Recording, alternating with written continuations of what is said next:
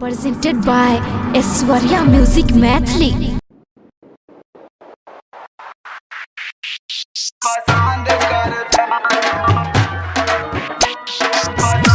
Recording by Nilambar Studio, Delhi.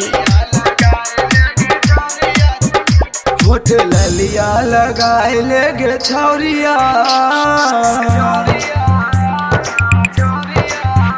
होठ ललिया लगाए लेगे रनिया, छौरा सब पसंद करता।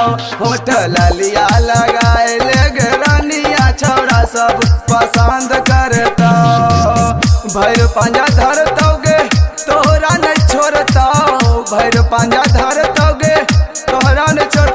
कान खोल के सुने लेगे छौरिया, कान खोल के सुने लेगे छौरिया, छौरा सब मंगान रखता।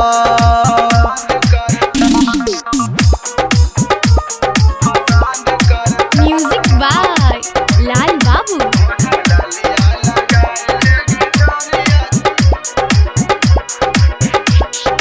बोल तो मिट मिट बोली गे, खोल तो हर चोली गे, माजा लुटतो सेजिया पर गलिया दे तो माली गे। हाँ हाँ हाँ हाँ,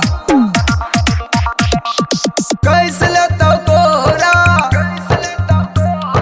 दिक्कत है तो थोड़ा, कितनो करबी मैयो बाबू तोहर न तैयो संग छोड़ता। हे गे संग छोड़ता। होठ ललिया लगाए लेगे छौरिया, छौरा सब पसंद करता। होठ ललिया लगाए लेगे छौरिया, छौरा सब पसंद करता।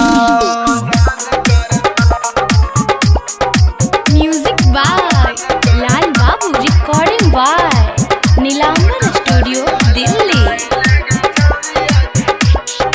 मारतो ऐसन धक्का के होबे हक्का बक्का गे, इग्गी दुग्गी से हो रहे खाली मारतो छक्का गे। हाँ हाँ हाँ हाँ हाँ,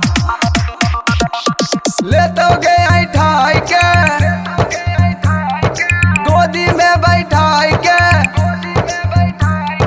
पशुपति बबलू कहो सुन हे गे छौरिया, तांग करता हे गे तांग करता। होठ ललिया लगाए लेगे रनिया, छौरा सब पसंद करता। होठ ललिया लगाए लेगे रनिया, छौरा सब पसंद